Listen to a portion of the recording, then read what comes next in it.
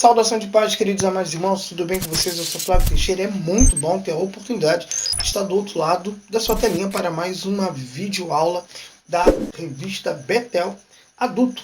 E aí chegamos enfim na lição de número 11, cujo o tema é Celebrando a Palavra de Deus. Lembrando e dando honra a quem merece, o comentarista desta lição é o pastor Adriel Gonçalves, que é o vice-presidente da Assembleia de Deus Ministério Madureira, lá no estado de Minas Gerais. A lição está falando sobre o livro de Salmos. Sim, estamos estudando aí alguns capítulos alternados dos Salmos. E nesta lição vamos estudar o Salmo de número 119. Permita-me aqui ler rapidinho para vocês o texto áureo, a verdade aplicada, os objetivos e trazer também aqui o texto de referência. O texto áureo desta lição está em Salmo de número 119, verso de número 5, que diz: Lâmpada para os meus pés é a tua palavra e luz para o meu caminho. A verdade aplicada, os nossos caminhos precisam estar alicerçados na palavra de Deus.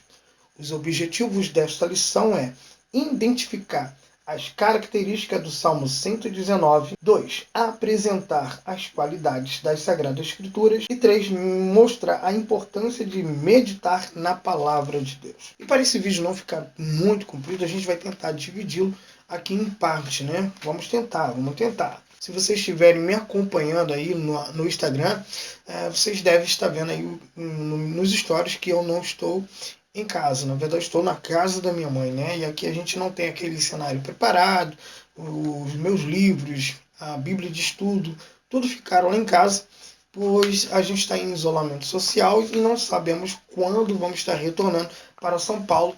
E aqui no Rio de Janeiro eu estou tendo um pouco de dificuldade e minha ajuda tem sido aí os pouquíssimos livros que eu deixei aqui. Mas vamos lá. O texto de referência que será usado tanto na classe presencial, né, que graças a Deus algumas igrejas já voltaram, e outras ainda continuam com suas classes online, que tem dado até muito certo, e seria muito bom se os professores aí também continuassem com suas aulas online, né? Seria muito top, muito bom.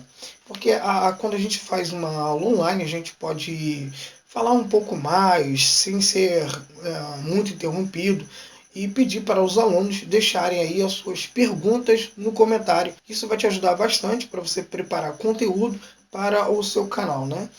O texto de referência é Salmo de número 119, os versos são alternados, é o verso 1, 9, 23, 37, 45, 99 e 113. E antes de a gente ir para a nossa introdução, gostaria de pedir você, né, você já até sabe o que eu vou pedir, que é o seu joinha, o seu like. Para você que já é um parceiro nosso aqui, já está sempre aqui assíduo no canal. Como eu digo, eu estou sempre tentando aqui vir com mais frequência no canal. Nossa. E como eu sempre digo, eu estou tentando, me esforçando a vir sempre aqui no canal com conteúdos diferentes, né? Para movimentar aqui o canal e não deixar vocês também dispersos e vir somente uma vez por semana. Mas você que está passando pela primeira vez, gostaria que você se inscrevesse no canal, tocasse no sininho para receber aí as notificações dos vídeos novos. Como eu disse, né, a gente se esforça aqui para não somente colocar as lições da revista. Vamos para a introdução. Com 176 versos, o Salmo de número 119 é o maior de todos. A gente fez aí no vídeo anterior, que é a lição de número 10, falamos no início da nossa introdução sobre algumas curiosidades tiradas do livro de Salmo. E uma delas é que o Salmo de número 119 é o capítulo maior de toda a Bíblia Sagrada. Além dele ser o maior capítulo de toda a Bíblia Sagrada, o Salmo de número 119 é um hino extremamente rico e que merece nossa atenção. Tirar um tempo para ler todo este salmo, estudar verso por verso, é uma boa para um devocional diário para a nossa vida. Então fica aí uma recomendação para você fazer o Salmo de número 119, verso por verso, né? Ou como você já está acostumado de ouvir, versículo por versículo, para o seu devocional a cada dia. O primeiro tópico está assim: um salmo sobre a palavra de Deus. No Salmo de número 119, o salmista faz um poema com elaborada exaltação à palavra de Deus. Durante a leitura deste salmo é muito comum encontrarmos alguns sinônimos como caminho, estatutos, preceitos, mandamentos, lei, palavra e algumas outras. Ou seja, a intenção máxima do autor é exaltar os ensinamentos do Senhor e adorá-lo. Este salmo está dividido em 22 seções de 8 versículos cada uma. Alguns acreditam que foi Davi o escritor do Salmo de número 119. Outros acreditam que foi o escriba Esdra, escrevendo logo após a saída do cativeiro da Babilônia. Já outros dizem que foi os filhos de Corá. Por isso não vamos encontrar na epígrafe desse número 119 a autoria de quem escreveu esse livro. Porém, nós sabemos que tanto Davi como Esdra e os filhos de Corá foram homens que, sem dúvida, valorizaram a palavra de Deus em seu tempo e foram movidos pelo Espírito Santo para nos deixar este belo louvor cheio de lições para nossas vidas. O primeiro subtópico diz Salmo acróstico. Na lição de número 1, no tópico de número 2, falamos bem sobre este tema, né? Salmos acrósticos. E o link desta lição está aqui embaixo na descrição desse vídeo. Porém, vamos aqui resumir este assunto que já foi tratado muito bem na primeira lição, como eu já disse. A estrutura desse salmo é fascinante. A maioria das Bíblias impressas corretamente divide um salmo em 22 estrofes de 8 versos cada. Isso porque no texto original hebraico, cada uma das seções utiliza uma letra do alfabeto hebraico no começo de cada estrofe, até que se complete as 22 letras do alfabeto hebraico. Não somente cada estrofe, mas cada verso da estrofe ensina com a letra correspondente. Se fosse fazer a mesma coisa em português, teria 8 versos começando com a letra A, depois 8 começando com a letra B e assim em diante até chegarmos à letra Z. Isto é o que se chama estilo acróstico. Este estilo de escrita aparece também em outros lugares no Antigo Testamento, como outros salmos e também nos primeiros 4 capítulos do livro de Lamentações. Uma maneira que facilita a memorização do hino no momento da adoração a Deus. Esta forma de escrita também revela para nós que a palavra de Deus deve ser o ABC espiritual de nossas vidas. Por isso, o salmista diz: dirige-me pelo caminho dos teus mandamentos, pois nele encontro satisfação. Pois a palavra de Deus deve ser o nosso guia. Dirigidos por ela, jamais seremos confundidos. Estaremos seguros e amparados diante de Deus. Portanto, ao ler o Salmo de número 119, não devemos nos sentir enfadados, né? Como muitos aí se sentem muito exaustos nessa leitura dos 176 versos. Devemos, na verdade, aproveitar cada um dessas estrofes e procurar amá-la, tanto quanto o salmista. Dessa forma, iremos ter a mesma recompensa que ele. E para entendermos melhor esta divisão acróstica deste salmo, vou falar aqui rapidinho o esboço deste salmo para a gente entender um pouquinho melhor essa escrita acróstica. Vai estar aparecendo aqui do lado. Como eu disse, ele é dividido por 8 versos, né? Cada 8 versos ele vai falar aí uma letra do alfabeto hebraico. E o primeiro tópico, como são felizes, vai do verso 1 ao verso 8, e a primeira inicial aí é o Aleph. Segundo, como o jovem se mantém puro, entra aí do verso 9 a 16, e a palavra hebraica é Bet, do verso 17 a 29, e aí o terceiro tópico desse esboço é Abre os meus olhos, que vem aí a letra Gimel. Logo após, do verso 25 a 32, Fortalece-me conforme a tua promessa. Vem aí a letra Dalet. Logo depois, o verso 33 a 40, inclina o meu coração com a letra Re. Logo depois, do verso de número 41 a 48, verdadeira liberdade, que é a letra Val. Logo após, temos aí do verso 49 a 56, predicando a obediência, que é a letra Zaim. Logo depois temos aí o verso 57 a 64, Tu és a minha herança. cuja a letra é het. Logo depois vem os versos 65 a 72. Foi bom ser castigado, cuja letra é tet. Logo depois temos o verso 73 a 80. Tua lei é o meu prazer, cuja letra é lot. Depois 81 a 88, mandamentos confiáveis, cuja letra é kaf. Logo depois temos os versos 89 a 96, cujo tópico é firmada nos céus. A letra é lamet. Depois temos 97 a 104, como eu amo a tua lei. A letra é me. Logo depois 105 até o verso de número 112, lâmpada para os meus pés, e a letra é num. Logo depois 113 a 120, meu abrigo e escudo, e a letra é samek. Logo após temos aí os versos 121 a 128, mais do que o ouro, e a letra é raim. Estamos chegando aí no finalzinho para você entender. Logo após temos dos versos 129 a 136, que é a explicação das tuas palavras, e a letra hebraica é pé. Logo depois, 137 a 144, eternamente justo, tsat.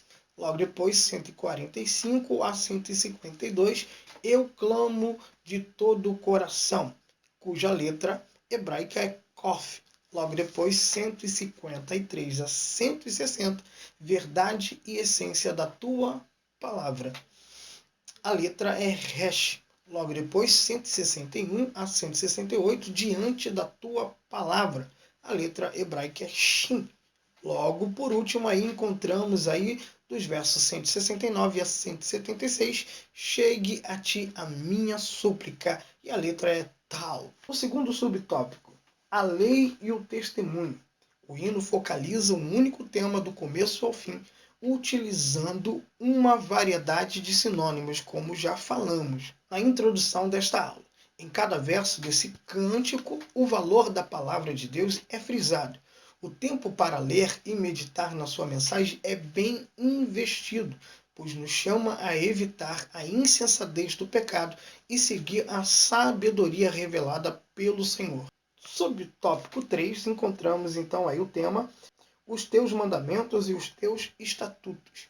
No verso de número 4 diz, tu ordenaste os teus mandamentos para que os cumpramos à risca, mesmo entendendo que todos nós falhamos, como diz o Salmo de número 14, verso 1 a 3, e Romanos, do capítulo 3, versículo 23, e que somos incapazes de merecer a aprovação de Deus, como está lá na declaração de Paulo em Efésios capítulo 2, versículo 8 a 9. Devemos nos esforçar para cumprir o que o Senhor ordenou. Jesus definiu o verdadeiro motivo dessa obediência, amor para com Ele, como vemos em João capítulo 14, versículo 15 e 23. Segundo tópico, algumas qualidades da Escritura. Primeiro subtópico, a justiça. Uma das qualidades da lei do Senhor é a justiça, como vemos em Salmo de número 119, verso de número 75. Esta justiça está ligada à ideia de legitimidade. O salmista afirma que os juízos de Deus não são amparados apenas na legalidade, mas também na legitimidade. A justiça é um atributo de Deus, é uma das suas características próprias. Ser justo é uma qualidade fundamental da natureza de Deus. A justiça de Deus se manifesta através de Cristo e é expressada nas suas ações e no cumprimento das exigências da perfeição do próprio Deus. Por isso mesmo que ele afirmou dizendo que ele não veio para destruir a lei, mas sim para cumpri-la, tanto ela como os profetas. E por isso a Bíblia diz que a justiça de Deus se revela através do Evangelho, como vemos em Romanos capítulo de número 1, versículo 17. As boas novas da mensagem da salvação, anunciada ao longo de todas as Escrituras, se cumpriu na vida, na morte e na ressurreição de Cristo Jesus. Por isso, o juízo divino não está amparado somente na legalidade. Mas o que é justiça? Em termos gerais, justiça é dar a cada um o que lhe é direito, o que merece, é estar em conformidade com o que é justo e correto. A maioria das pessoas possui algum senso de justiça. Todos temos consciência de estar num mundo de injustiças. E mesmo não sendo justa, as pessoas falam ou reclamam a falta da justiça. Um bom exemplo dos danos causados pela injustiça é a história dos dois irmãos Caim e Abel, como vemos lá em Gênesis capítulo 4, versículo 1 a 16. Movido por inveja e maldade, Caim mata seu irmão. Esse pecado destruiu a vida do inocente. Abel afastou Caim de Deus e da sua família, trouxe maldição à terra e ao seu trabalho, e a sua vida foi consumida pelos sentimentos de rejeição, culpa e medo. Deus o afastou, castigando pelo seu crime, mas o tatuou com misericórdia, colocando nele um sinal para preservar a sua vida. Assim funciona a justiça de Deus. Ela é revestida de misericórdia. E Jesus é a justiça de Deus. Em Romanos capítulo 3, versículo 21 a 27, Paulo nos ensina que Jesus cumpriu toda a justiça. Foi justo e misericordioso em toda a sua vida e ministério aqui na terra, sem nunca ter pecado. Através dele, Deus revelou a sua vontade para os seres humanos. E a sua vida dividiu a história da humanidade, sendo ele o maior exemplo e a perfeita justiça que os homens almejavam. Graças a ele, todos podem ter acesso à justiça de Deus, conhecendo-o através da Bíblia e da vida de Cristo Jesus. Quando o homem crer em Jesus, é justificado pela fé. Porém, quando descumpre a sua vontade e rejeita a Deus, age como injusto e desobediente. Essa injustiça, que também podemos chamar de falha, transgressão, maldade, erro, corrupção, também é chamada de pecado na Bíblia, como vemos em 1 João capítulo 5, versículos número 17. E o pecado presente na humanidade torna a nossa justiça falha e limitada, como vemos lá em Isaías capítulo 64, versículos número 6. Por isso, todas as pessoas precisam de um recurso fora de si mesmo para se aproximarem de Deus, para resolver o problema que precisa ser punido, como vemos em Romanos capítulo 6, versículos número 23. Jesus se entregou para cumprir a exigência da perfeição. A justiça foi feita e foi plenamente cumprida em Cristo, sendo punido pelo pecado da humanidade. Agora, professor, pergunte aos seus alunos se eles crêem na obra da justificação em Cristo Jesus. Ou será que eles não entenderam o que é a obra da justificação de Cristo Jesus? Deixa essa perguntinha para eles. Faça com que eles estudem, pesquisem sobre a obra da justificação. E como eu já disse nos vídeos anteriores, eu não gosto de deixar um vídeo muito comprido, muito grande, porque eu sei que os irmãos, apesar de amarem estudar a palavra do Senhor, eu sei que assistir um vídeo de estudo é um pouco cansativo, né? Um pouco fadigante, é exaustivo. Então, como eu disse, vamos tentar dividir aí esta aula e no vídeo que vem a gente vai mostrar a importância de se meditar na palavra de Deus. Tá ok? Então eu espero que vocês tenham gostado até aqui. Não esqueça de deixar o seu joinha. Também comenta no vídeo, que é bom aí, né? Vocês comentando já traz uma memória para eu vir postar o próximo vídeo. Então, até o próximo vídeo e bom proveito nessa pré-aula. E que Deus em Cristo Jesus possa te usar, capacitar na sua preparação da sua aula pessoal. Graça e paz.